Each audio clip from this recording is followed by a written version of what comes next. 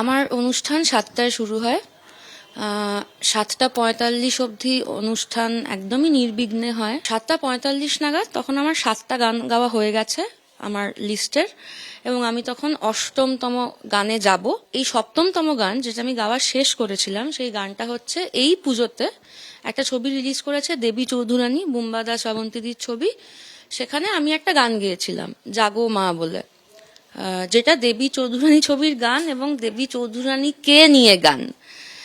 সেটা আমার 7th গান আমার লিস্টের। তো আমি সেই গানটা শেষ করে কথা বলছিলাম 8th গানে যাব বলে।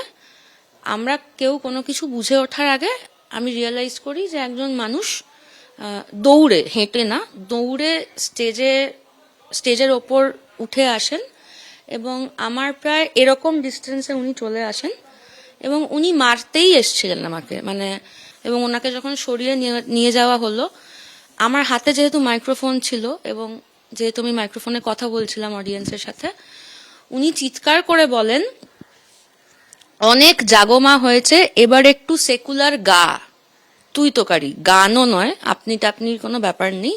এরপর তো আমার পক্ষে অনুষ্ঠান করা সম্ভব না, তাই আমি চলে যাচ্ছি, নেমে যাচ্ছি স্টেজ থেকে। এবং তারপরে আমি ওখানে ভগবানপুর পুলিশ স্টেশনে আমি যাই এবং আমি একটা জেনারেল ডায়েরি করি।